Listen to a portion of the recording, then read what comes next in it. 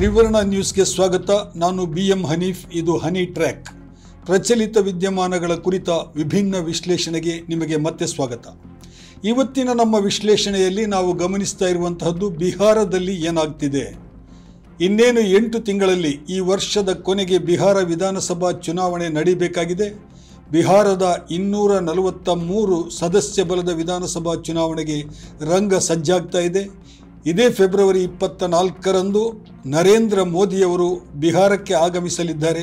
ಅವರ ಜೊತೆಗೆ ನಿತೀಶ್ ಕುಮಾರ್ ಅವರು ಸೇರಿಕೊಂಡು ಬಹಳ ದೊಡ್ಡ ಮೈದಾನದಲ್ಲಿ 5 ಲಕ್ಷ ರೈತರ ಒಂದು ರ್ಯಾಲಿಯನ್ನು ಉದ್ದೇಶಿಸಿ ಮಾತನಾಡಲಿದ್ದಾರೆ. ಆ ರ್ಯಾಲಿನಲ್ಲಿ ಕಿಸಾನ್ ಸಮ್ಮಾನ್ ನಿಧಿಯ ಹಣಕಾಸಿನ ವಿತರಣೆ ಕೂಡ ನಡೆಯಲಿದೆ. ಇದು ಬಿಹಾರದ ವಿಧಾನಸಭಾ ಚುನಾವಣೆಗೆ NDA ಮೈತ್ರಿಕೂಟ, BJP ನೇತೃತ್ವದ NDA ಮೈತ್ರಿಕೂಟ ಈಗಾಗಲೇ ಸಿದ್ಧತೆಯನ್ನು ಆರಂಭಿಸಿದೆ ಎನ್ನುವುದಕ್ಕೆ ಮುನ್ಸೂಚನೆ. ಬಿಹಾರದ ರಾಜಕೀಯ ಬೇರೆ ರಾಜ್ಯಗಳ ತರಹ ಅಲ್ಲ. ಇತ್ತೀಚೆಗೆ ನಡೆದ ಚುನಾವಣೆಯಲ್ಲಿ ಹರಿಯಾಣದಲ್ಲಿ, ಮಹಾರಾಷ್ಟ್ರದಲ್ಲಿ ಮತ್ತು ದೆಹಲಿಯಲ್ಲಿ BJP ಅದ್ಭುತವಾದಂತಹ ಜಯ ಗಳಿಸಿ ಅಧಿಕಾರಕ್ಕೆ ಬಂದಿದೆ. ಮಿತ್ರ ಪಕ್ಷಗಳ ಜೊತೆ ಕೂಡಿ ಅಧಿಕಾರವನ್ನು ಮಹಾರಾಷ್ಟ್ರದಲ್ಲಿಯೂ ಕೂಡ ಕೈಗೆ ತೆಗೆದುಕೊಂಡಿದೆ. ಆದರೆ ಬಿಹಾರದಲ್ಲಿ ಈ ಫಲಿತಾಂಶ ಮುಂದುವರಿಯಲಿದೆ ಎನ್ನುವಂತಹ ಪ್ರಶ್ನೆಯನ್ನು ಕೇಳಿದರೆ BJPಯ ನಾಯಕರು ಅತ್ಯಂತ ಸ್ಪಷ್ಟವಾಗಿ ಹೇಳ್ತಾ ಇದ್ದಾರೆ, ಖಂಡಿತವಾಗಿಯೂ ಈ 3 ರಾಜ್ಯಗಳ ವಿಜಯದ ಯಾತ್ರೆ ಏನಿದೆ ಅದು ಈ ಸಲ ಬಿಹಾರದಲ್ಲಿ ಮುಂದುವರಿಯುತ್ತದೆ ಎನ್ನುವಂತಹ ಮಾತನ್ನು ಹೇಳ್ತಾ ಇದ್ದಾರೆ. ಹಾಗಿದ್ದರೆ ಬಿಹಾರದಲ್ಲಿ ಅತೀವ ವಿಶ್ವಾಸ ಇದ್ದರೆ ಗೆಲ್ಲುವಂತಹದ್ದು. ಆದರೆ ಇತ್ತೀಚೆಗೆ BJPಯ ರಾಷ್ಟ್ರೀಯ ಅಧ್ಯಕ್ಷ JP ನಡ್ಡಾ ಅವರು ಒಂದು ಮಾತನ್ನು ಬಹಿರಂಗವಾಗಿ ಹೇಳಿರೋದು ಬಿಹಾರದ ಕುರಿತು ನಮ್ಮ ಕುತೂಹಲವನ್ನು ಕೆರಳಿಸಿದೆ.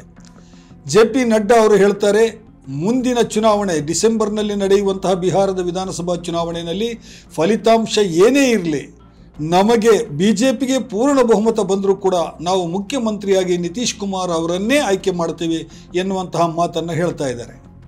JDU ಪಕ್ಷ, ಜನತಾದಳ್ ಯುನೈಟೆಡ್ ಪಕ್ಷದ ನೇತಾರರಾಗಿರುವಂತಹ ನಿತೀಶ್ ಕುಮಾರ್ ಅವರು ಅತ್ಯಂತ ಕಡಿಮೆ ಸ್ಥಾನಗಳನ್ನು ಈ ಸಲದ ಚುನಾವಣೆಯಲ್ಲಿ ಗಳಿಸ್ತಾರೆ ಎನ್ನುವಂತಹ ಒಂದು ಮುನ್ಸೂಚನೆ ಈಗ ಸಿಕ್ಕಿರೋದ್ರಿಂದ ಆ ಮುನ್ಸೂಚನೆಯ ಹಿನ್ನೆಲೆಯಲ್ಲಿ ನಿತೀಶ್ ಕುಮಾರ್ ಅವರು ಏನಾದರೂ ತಮ್ಮ ಮನಸ್ಸನ್ನು ಬದಲಾಯಿಸಬಹುದು ಎನ್ನುವ ಅನುಮಾನ ಇರೋದರಿಂದ ಈ ಅನುಮಾನ ಇಲ್ಲವಾಗುವುದಂತೆ ಮಾಡುವುದಕ್ಕಾಗಿ ನಡ್ಡಾ ಅವರು ಈ ಹೇಳಿಕೆಯನ್ನು ನೀಡಿದ್ದಾರೆ ಎಂದು ವಿಶ್ಲೇಷಿಸಲಾಗ್ತಾ ಇದೆ. ಇದಕ್ಕೂ ಒಂದು ಕಾರಣ ಇದೆ. ಉತ್ತರ ಭಾರತದ ಬೇರೆ ಎಲ್ಲ ರಾಜ್ಯಗಳಲ್ಲಿ BJP ಸ್ವಂತ ಬಲದಿಂದ ಅಧಿಕಾರವನ್ನು ಹಿಡಿದಿರುವಂತಹ ಉದಾಹರಣೆಗಳಿದೆ. ಆದರೆ ಬಿಹಾರದಲ್ಲಿ ಮಾತ್ರ BJPಗೆ ಸ್ವಂತ ಬಲದಿಂದ ಇದುವರೆಗೆ ಅಧಿಕಾರ ಹಿಡಿಯಲಿಕ್ಕೆ ಸಾಧ್ಯ ಆಗಿಲ್ಲ. ಅದೊಂದೇ ರಾಜ್ಯವನ್ನು ಸ್ವತಂತ್ರವಾಗಿ ಗೆಲ್ಲುವಂತಹ ಕನಸು BJPಗೆ ಇದೆ. ಆದರೆ ನಿತೀಶ್ ಕುಮಾರ್ ಅವರ ನೆರವಿಲ್ಲದೆ ಈ ಸಲವೂ ಕೂಡ ಈ ರೀತಿ ಅಧಿಕಾರವನ್ನು ಚಲಾಯಿಸಲಿಕ್ಕೆ ಆಗುವುದಿಲ್ಲ ಎನ್ನುವುದು BJPಗೆ ಬಹಳ ಸ್ಪಷ್ಟವಾಗಿ ಗೊತ್ತಿದೆ. ಯಾಕಂತ ಹೇಳಿದರೆ ನಿತೀಶ್ ಕುಮಾರ್ ಅವರು ಪಕ್ಷಾಂತರದ ದೊಡ್ಡ ಇತಿಹಾಸವನ್ನೇ ಹೊಂದಿದ್ದರೂ ಕೂಡ ಪ್ರತಿ ಸಲ ಚುನಾವಣೆಯಲ್ಲಿ ಅವರು ಅತ್ಯಂತ ಕಡಿಮೆ ಸ್ಥಾನಗಳನ್ನು, ಅಂದರೆ RJD ರಾಷ್ಟ್ರೀಯ ಜನತಾ ದಳ ಮತ್ತು BJPಗೆ ಹೋಲಿಸಿದರೆ ಅತ್ಯಂತ ಕಡಿಮೆ ಸ್ಥಾನಗಳನ್ನು ಗೆದ್ದಿದ್ದರೂ ಕೂಡ ಅವರ ಮತದಾನದ ಪರ್ಸೆಂಟೇಜ್ 15% ಹಾಗೆಯೇ ಉಳಿದುಕೊಂಡಿದೆ. ಈ 15% ಮತದ ಪ್ರಮಾಣವನ್ನು ಇಟ್ಟುಕೊಂಡೇ ನಿತೀಶ್ ಕುಮಾರ್ ಅವರು ಬಿಹಾರದ ರಾಜಕೀಯದಲ್ಲಿ ತಾನೇ ಅತ್ಯಂತ ಪ್ರಮುಖವಾದಂತಹ ವ್ಯಕ್ತಿ, ತನ್ನ ಸುತ್ತವೇ ಇಡೀ ಅಧಿಕಾರದ ಕೇಂದ್ರ ಸುತ್ತ ಇರಬೇಕು, ತನ್ನನ್ನು ಬಿಟ್ಟರೆ ಇನ್ನೊಬ್ಬರು ಅಧಿಕಾರಕ್ಕೆ ಬರಬಾರದು ಎನ್ನುವಂತಹ ನಿಲುವನ್ನು, ರಾಜಕೀಯ ನಿಲುವನ್ನು ಯಶಸ್ವಿಯಾಗಿ ನಡೆಸಿಕೊಂಡು ಬರ್ತಾ ಇದ್ದಾರೆ. ಇದಕ್ಕಾಗಿ ಅವರಿಗೆ ಪಕ್ಷಾಂತರ ಪ್ರವೀಣ, ಪಲ್ಟು ಕುಮಾರ್ ಮುಂತಾದಂತಹ ವಿಶೇಷ ಬಿರುದುಗಳನ್ನು ಅವರ ವಿರೋಧಿಗಳು ನೀಡಿದರೂ ಕೂಡ ಅವರು ಯಾವುದಕ್ಕೂ ಲೆಕ್ಕ ಮಾಡ್ತಾ ಇಲ್ಲ. ಅಧಿಕಾರದಲ್ಲಿ ಉಳಿಯುವುದೇ, ಮುಖ್ಯಮಂತ್ರಿ ಆಗುವುದೇ ತನ್ನ ಮೊದಲ ಗುರಿ ಎನ್ನುವಂತಹ ಮಾತನ್ನು ಈಗಲೂ ಕೂಡ ಗಟ್ಟಿಯಾಗಿ ಅವರು ನಂಬಿಕೊಂಡಿದ್ದಾರೆ. ಸತತ 9ನೇ ಸಲ ಬಿಹಾರದಲ್ಲಿ ಮುಖ್ಯಮಂತ್ರಿಯ ಅಧಿಕಾರ ಹುದ್ದೆಯನ್ನು ಈಗ ನಿರ್ವಹಿಸ್ತಾ ಇರುವಂತಹ ನಿತೀಶ್ ಕುಮಾರ್ ಅವರು ಆ ಮಟ್ಟಿಗೆ ಒಂದು ಹೊಸ ದಾಖಲೆಯನ್ನೇ ಮಾಡಿದ್ದಾರೆ. ನಿತೀಶ್ ಕುಮಾರ್ ಅವರ ಬಲ ದುರ್ಬಲವಾಗಿದ್ದರೂ, ಅವರ ಆರೋಗ್ಯ ಕೈ ಕೊಡ್ತಾ ಇದ್ದರೂ ಕೂಡ, ಅವರು ಎಷ್ಟೇ ಸ್ಥಾನಗಳನ್ನು ಗೆದ್ದರೂ ಕೂಡ ಅವರೇ ಬಹಳ ಮುಖ್ಯವಾಗಿರಬೇಕು ಎನ್ನುವಂತಹ ನೀತಿ ಯಾಕೆ BJP ಅನುಸರಿಸ್ತಾ ಇದೆ ಅಂತ ಹೇಳಿದರೆ, ಅವರು ಹೊಂದಿರುವಂತಹ 12 ಲೋಕಸಭಾ ಸದಸ್ಯ ಸ್ಥಾನ. ಕೇಂದ್ರದಲ್ಲಿ ಇವತ್ತು ಅಧಿಕಾರದಲ್ಲಿರುವಂತಹ BJP ಏನು 293 ಸ್ಥಾನಗಳನ್ನು NDA ಒಕ್ಕೂಟದ ಜೊತೆಗೆ ಸೇರಿಕೊಂಡು ಅಧಿಕಾರಕ್ಕೆ ಕೇಂದ್ರದಲ್ಲಿ ಬಂದಿದೆ. ವೈಯಕ್ತಿಕವಾಗಿ BJPಗೆ ಸಿಕ್ಕಿರೋದು 240 ಸ್ಥಾನಗಳು ಮಾತ್ರ. ಅದು ಬಹುಮತಕ್ಕೆ ಸಾಲುವುದಿಲ್ಲ. ಹಾಗಾಗಿ ನಿತೀಶ್ ಕುಮಾರ್ ಮತ್ತು ಚಂದ್ರಬಾಬು ನಾಯ್ಡು ಅವರ ಬೆಂಬಲದೊಂದಿಗೆ ಇವತ್ತು BJPಯನ್ನು ಅಧಿಕಾರ ನಡೆಸ್ತಾ ಇದೆ ಕೇಂದ್ರದಲ್ಲಿ. ಇದರಲ್ಲಿ 12 MP ಸ್ಥಾನಗಳ JDUನ ಪಾತ್ರ ಬಹಳ ಮಹತ್ವದ್ದು. ಆ ಹಿನ್ನೆಲೆಯಲ್ಲಿ ನಿತೀಶ್ ಕುಮಾರ್ ಅವರನ್ನು ಬಹಳ ಖುಷಿಯಾಗಿಟ್ಟಿರಬೇಕು. ನಿತೀಶ್ ಕುಮಾರ್ ಯಾವಾಗಲೂ ಸಂತೋಷವಾಗಿರಬೇಕು, ಅವರಿಗೆ ಯಾವುದೇ ಅನುಮಾನಗಳು ಕಾಡಬಾರದು ಎನ್ನುವ ರೀತಿಯಲ್ಲಿ BJP ಇವತ್ತು ವರ್ತಿಸ್ತಾ ಇದೆ. ಆ ಕಾರಣಕ್ಕಾಗಿಯೇ JP ನಡ್ಡಾ ಹೇಳಿರೋದು, ನಮಗೆ ಇಡೀ ಒಂದೇ ಪಕ್ಷಕ್ಕೆ ಬಹುಮತ ಬಂದರೂ ಕೂಡ ಬಿಹಾರದಲ್ಲಿ ನಾವು ನಿತೀಶ್ ಕುಮಾರ್ ಅವರನ್ನೇ ಮುಖ್ಯಮಂತ್ರಿಯನ್ನಾಗಿ ಮಾಡ್ತೇವೆ ಎನ್ನುವಂತಹ ಮಾತು. ನಿತೀಶ್ ಕುಮಾರ್ ಅವರ ರಾಜಕೀಯ ಇತಿಹಾಸವನ್ನು ನೋಡಿದರೆ ಅತ್ಯಂತ ವೈರುಧ್ಯ ನಿರ್ಧಾರಗಳು ಕಾಣಿಸ್ಲಿಕ್ಕೆ ಸಿಗ್ತವೆ. ಅದೇ ರೀತಿ ಪ್ರಜಾಪ್ರಭುತ್ವದಲ್ಲಿ ಪಕ್ಷಾಂತರವನ್ನು ವಿರೋಧಿಸುವಂತಹ ಯಾರೆಲ್ಲ ಇದ್ದಾರೆ ಅವರೆಲ್ಲರೂ ಕೂಡ ದ್ವೇಷ ಪಡುವಂತಹ ರೀತಿಯಲ್ಲಿ ನಿತೀಶ್ ಕುಮಾರ್ ಅವರು ತಮ್ಮ ಪಕ್ಷಾಂತರದ ಇತಿಹಾಸವನ್ನು ಬಿಚ್ಚಿಟ್ಟಿದ್ದಾರೆ. ಹೇಳಿ ಕೇಳಿ ಅವರು ಎಲೆಕ್ಟ್ರಿಕಲ್ ಇಂಜಿನಿಯರ್, ಅವರು ಪದವಿ ಪಡೆದದ್ದು ಎಲೆಕ್ಟ್ರಿಕಲ್ ಇಂಜಿನಿಯರ್. ಬಿಹಾರದ ಎಲೆಕ್ಟ್ರಿಸಿಟಿ ಬೋರ್ಡ್ನಲ್ಲಿ ಅವರು ಕೆಲಸ ಕೂಡ ಮಾಡಿದರು. ಆ ಬಳಿಕ ಅವರು ರಾಜಕೀಯಕ್ಕೆ ಬಂದಿದ್ದು. ಎಲೆಕ್ಟ್ರಿಸಿಟಿ ಬೋರ್ಡ್ನಲ್ಲಿ ಸಾಮಾನ್ಯವಾಗಿ ಫೀಸ್ ತೆಗೆಯೋದು, ಫೀಸ್ ಹಾಕೋದು ಬಹಳ ಮುಖ್ಯವಾಗಿ ಎಲೆಕ್ಟ್ರಿಸಿಟಿ ಮಂಡಳಿ ಮಾಡ್ತಾ ಇರುವಂತಹ ಕೆಲಸ. ಕರೆಂಟನ್ನು ತೆಗೆಯೋದು, ಕರೆಂಟನ್ನು ಹಾಕೋದು ಅನ್ನುವಂಥದ್ದು. ಬಿಹಾರದಲ್ಲಂತೂ ಪದೇ ಪದೇ ಕರೆಂಟ್ ಹೋಗ್ತಾ ಇರುವ ರೀತಿಯಲ್ಲಿ ಆಡಳಿತ ನಡೀತಾ ಇದೆ. ಈ ಕರೆಂಟ್ ತೆಗೆಯುವ ಕೆಲಸ ನಿತೀಶ್ ಕುಮಾರ್ ಅವರಿಗೆ ರಾಜಕೀಯದಲ್ಲೂ ಕೂಡ ಕರಗತವಾಗಿದೆ ಎನ್ನುವಂಥ ಅನುಮಾನ ನಮ್ಮನ್ನು ಕಾಡ್ತಾ ಇದೆ. ಇದಕ್ಕೆ ಅವರ ಇತಿಹಾಸವನ್ನು ಒಮ್ಮೆ ನಾವು ಗಮನಿಸುವುದು ಒಳ್ಳೆಯದು. 2013ರಲ್ಲಿ ಅದಕ್ಕಿಂತ ಮುಂಚೆ ಏನು ಅಟಲ್ ಬಿಹಾರಿ ವಾಜಪೇಯಿ ಅವರ ನೇತೃತ್ವದ NDA ಸರ್ಕಾರದಲ್ಲಿ ಕೇಂದ್ರ ಸಚಿವರಾಗಿ ನಿತೀಶ್ ಕುಮಾರ್ ಅವರು ಕೆಲಸ ಮಾಡ್ತಾ ಇದ್ರು. NDA ಜೊತೆಗೆ ಅವರ ಸಖ್ಯ ಬಹಳ ಚೆನ್ನಾಗಿಯೇ ಇತ್ತು. ಆದರೆ 2013ರಲ್ಲಿ ಯಾವಾಗ NDA ತನ್ನ ಪ್ರಧಾನಮಂತ್ರಿ ಅಭ್ಯರ್ಥಿಯಾಗಿ ನರೇಂದ್ರ ಮೋದಿಯವರನ್ನು ಘೋಷಣೆ ಮಾಡುತ್ತೋ ಆಗ ನಿತೀಶ್ ಕುಮಾರ್ ಅವರು ಸಿಡಿದೇಳುತ್ತಾರೆ, ಬಂಡಾಯ ಹೇಳುತ್ತಾರೆ. ನರೇಂದ್ರ ಮೋದಿ ಪ್ರಧಾನಮಂತ್ರಿ ಆಗುವುದಾದರೆ ನಾನು NDAಗೆ ಬೆಂಬಲ ನೀಡುವುದಿಲ್ಲ ಎನ್ನುವಂತಹ ಘೋಷಣೆಯನ್ನು ಮಾಡಿ ಅವರು NDA ಬಣದಿಂದ ಪಕ್ಷಾಂತರ ಮಾಡಿ UPA ಬಣಕ್ಕೆ ಸೇರ್ತಾರೆ. ಸೋನಿಯಾ ಗಾಂಧಿ ಅವರ ನೇತೃತ್ವದ UPA ಬಣದ ಮೂಲಕ ಅವರು ಬಿಹಾರದಲ್ಲಿ ತನ್ನ ಹೆಜ್ಜೆಯನ್ನು ಊರೋದಕ್ಕೆ ಬಹಳ ಮುಖ್ಯವಾಗಿ ಆ UPA ಬಣದಲ್ಲಿರುವಂತಹ RJD ಲಾಲು ಪ್ರಸಾದ್ ಯಾದವ್ ಅವರ ರಾಷ್ಟ್ರೀಯ ಜನತಾ ದಳದ ಬೆಂಬಲವನ್ನು ಪಡೀತಾರೆ. ಹಾಗೆ JDU, RJD ಮತ್ತು ಕಾಂಗ್ರೆಸ್ ಸೇರಿ ಬಿಹಾರದಲ್ಲಿ ಉಂಟಾದಂತಹದ್ದೇ ಮಹಾಗಠಬಂಧನ್.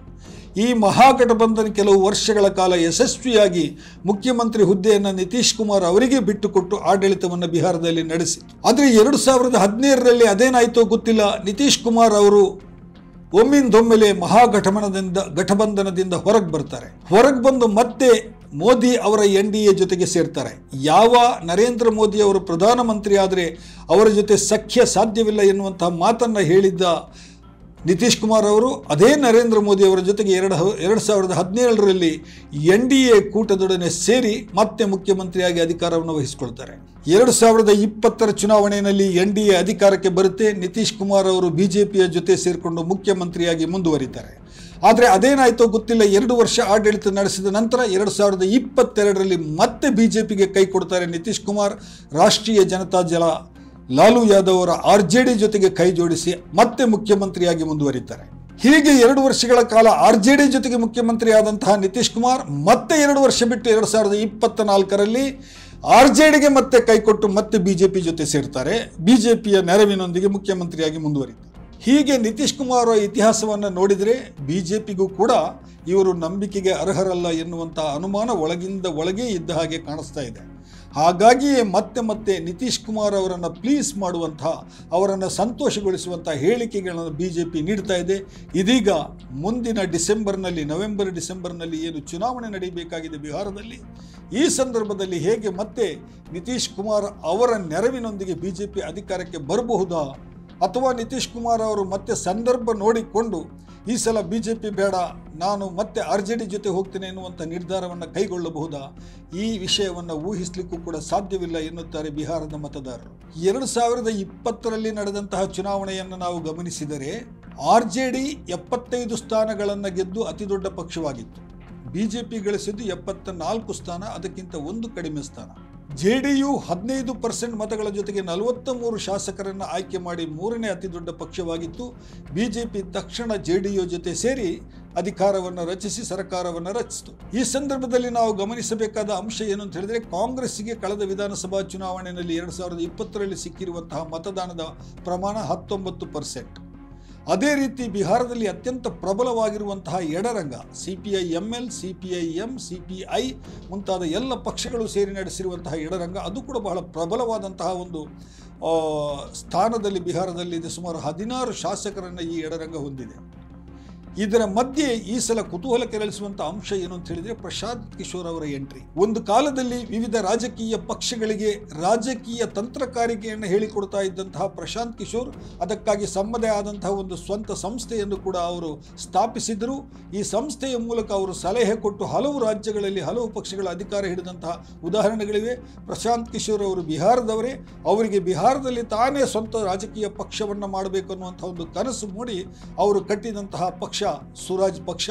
ಈ ಸ್ವರಾಜ್ ಪಕ್ಷದ ಮೂಲಕ ಅವರು 2 ಚುನಾವಣೆಗಳನ್ನು ಈ ಸಲ ಸ್ಪರ್ಧಿಸಿದ್ದಾರೆ.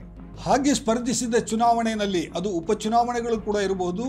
ಸ್ವರಾಜ್ ಪಕ್ಷ, ಪ್ರಶಾಂತ್ ಕಿಶೋರ್ ಅವರ ಸ್ವರಾಜ್ ಪಕ್ಷ 10% ಮತವನ್ನು ಗಳಿಸಿದೆ. ಇದು ಬಹಳ ಮುಖ್ಯವಾದಂತಹ ಅಂಶ. ಮುಂದಿನ ಚುನಾವಣೆಯಲ್ಲಿ ಪ್ರಶಾಂತ್ ಕಿಶೋರ್ ಅವರು ಬಹಳ ನೇರವಾಗಿ ತಮ್ಮ ದಾಳಿಯನ್ನು ನಿತೀಶ್ ಕುಮಾರ್ ಅವರ ಮೇಲೆ ಪದೇ ಪದೇ ಮಾಡ್ತಾ ಇದ್ದಾರೆ. ಅವರ ಕಣ್ಣು ಇರೋದು ಈಗಾಗಲೇ ನಿತೀಶ್ ಕುಮಾರ್ ಅವರು ವೈಯಕ್ತಿಕವಾಗಿ ಆರೋಗ್ಯ ಕೂಡ ಅವರದ್ದು ಆಗಾಗ ಕೈ ಕೊಡ್ತಾ ಇದೆ. ಹಾಗಾಗಿ ಅವರು ಹೆಚ್ಚಿನ ರೀತಿಯಲ್ಲಿ ಜನರನ್ನು ಪ್ರಭಾವಿಸಲಿಕ್ಕೆ ಸಾಧ್ಯ ಆಗೋದಿಲ್ಲ. ಅವರ ಚರಿಷ್ಮಾ ಕೂಡ ಕಡಿಮೆ ಆಗ್ತಾ ಇದೆ. ಮುಂದಿನ ಚುನಾವಣೆಯ ಹೊತ್ತಿಗೆ ನವೆಂಬರ್ ಡಿಸೆಂಬರ್ನಲ್ಲಿ ಆ ಸ್ಥಾನವನ್ನು ಸ್ವರಾಜ್ ಪಕ್ಷ ತುಂಬಬೇಕು ಎನ್ನುವಂತಹ ಒಂದು ಲೆಕ್ಕಾಚಾರವನ್ನು ಪ್ರಶಾಂತ್ ಕಿಶೋರ್ ಅವರು ಹಾಕಿಕೊಂಡಿದ್ದಾರೆ.